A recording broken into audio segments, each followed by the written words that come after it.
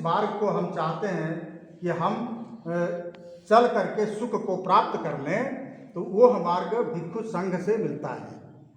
तो वो धम्म का मार्ग, धम्म के जो भंडार हैं वो भिक्षु संघ की शरण में हम जाते हैं कि उनसे हमको धम्म मिले।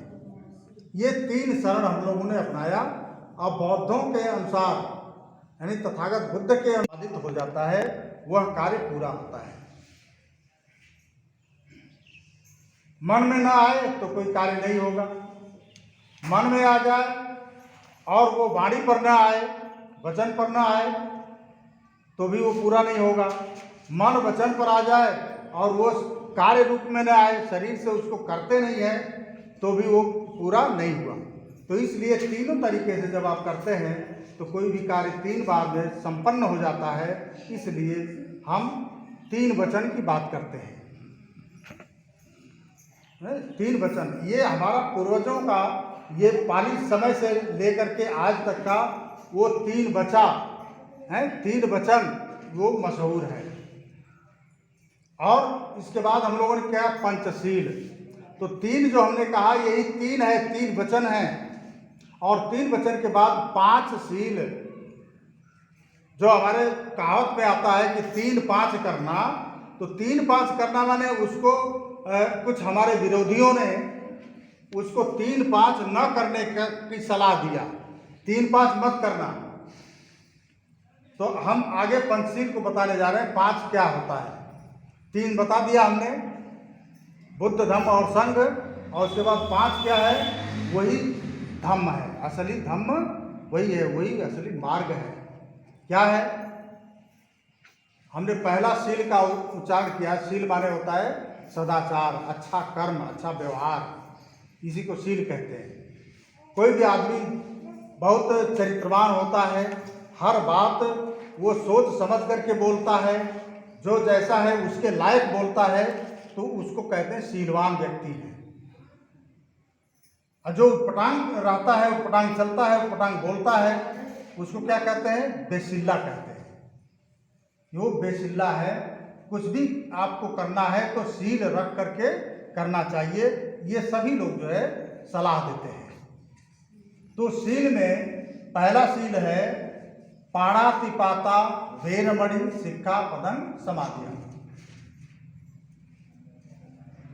उसको अगर हम और भाषा के तरीके से समझाएंगे थोड़ा लेट होगा, हम उसको सीधे हिंदी में बता देते हैं कि किसी भी प्राणी को, कोई भी जीव जंतु है, उसका बिना कारण के हम हत्या नहीं करेंगे, इस बात को सीखने का प्रयास कर रहे हैं।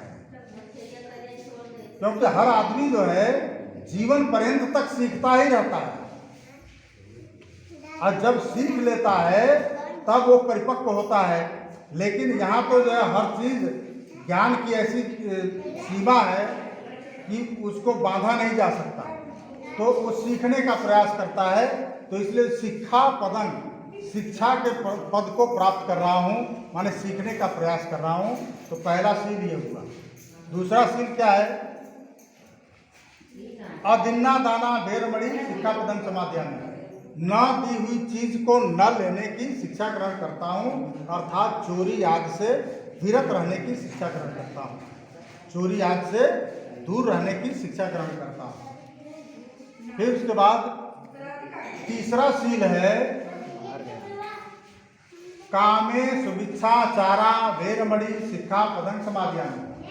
काम संबंधित मिथ्या आचरण, स्त्री पुरुष के बीच में जो प्राकृतिक आकर्षण होता है, स्वाभाविक आकर्षण होता है, उसके अनुसार जो क्रियाकलाप किया जाता है, उस क्रियाकलाप को कहते हैं काम। तो काम संबंधित मिथ्या आचरण, इससे मतलब होता है पर स्त्री गमन या पर पुरुष गमन, यह व्यभिचार कहलाता है। तो मैं व्यभिचार से दूर रहने की शिक्षा ग्रहण करता हूँ, माने ये मैं प्रयास करूंगा, सीखने का प्रयास कर रहा हूं कि मैं काम से संबंधित मिथ्या आचरण, गलत व्यवहार नहीं करूंगा।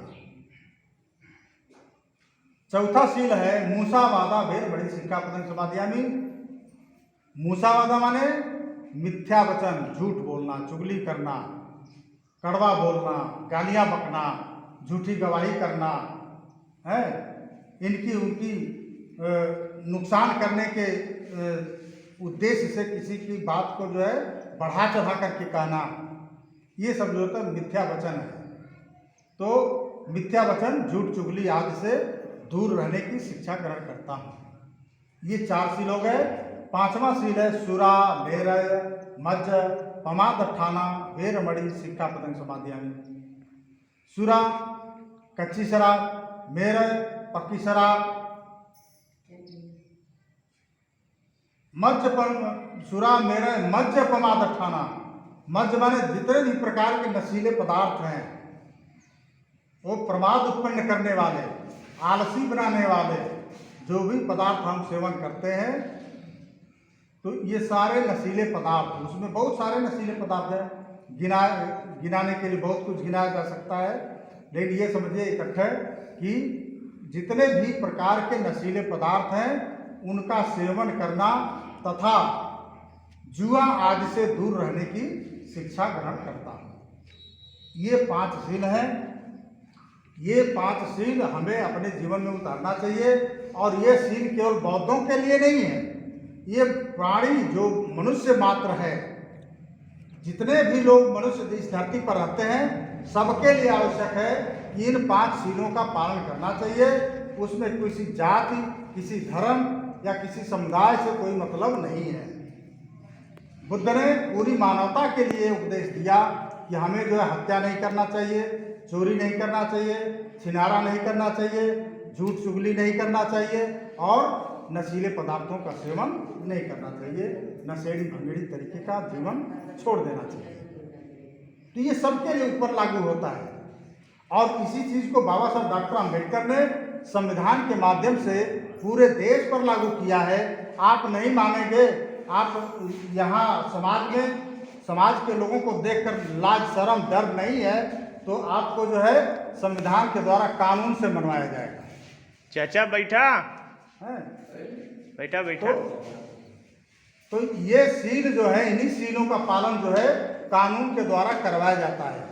आप देख लीजिए, कोई भी शील है, 5 शीलों में से किसी शील का आप जो है अवहेलना करेंगे, किसी शील को तोड़ेंगे तो आपको सजा मिलेगी। वो सजा छोटी हो सकती है, बड़ी हो सकती है, आजीवन कारावास या जेल हो सकता है, यहाँ तक कि फांसी भी हो सकती है। तो ये सब जो है यही शील है।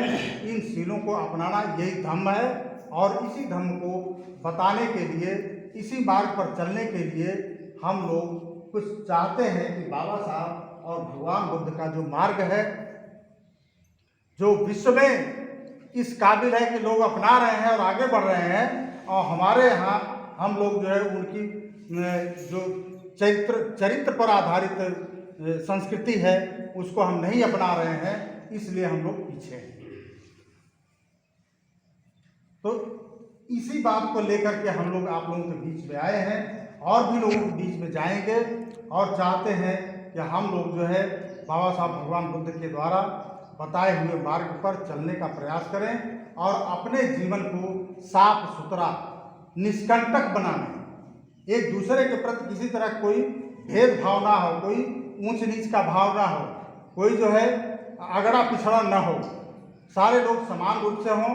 और आगे जो है जितना हम लोग समझदार होंगे और एक दूसरे के प्रति भाईचारा बढ़ेगा, प्यार बढ़ेगा, तो हमारे बीच में अंदर जाति विवाद भी होंगे, तो उस समय हम जाति का भी खंडन करेंगे, जाति को समाप्त करेंगे और सभी लोग जो है एक समाज में एक तरीके से बस जाएंगे। हमारे अंदर ये बहुत बड़ा कीड़ा है जो जातिवाद का है। इस जातिवाद को मिटाना ही जो है भगवान बुद्ध और बाबा साहब का उद्देश्य रहा है। उसी चीज़ को बताने कहने के लिए कि भाई हम लोग मिल कर के चले, आप लोगों के बीच में आए हैं। हमारे और भी साथी हैं, कुछ अपना जो है मार्ग बतलाएंगे, बुद्धि का मार्ग बतलाएंगे, ज्ञान का मार्ग बताएंगे और कैसे प्राप्त किया जा सकता है उस रास्ते पर चलने का प्रयास करेंगे हम सब लोग। तो इन बातों के साथ मैं अपनी बात समाप्त करता हूँ। अगर किसी तरह कोई प्रश्न होगा, कोई बात होगी तो उसको फिर बाद में बताया जाएगा, हम बता सकते हैं।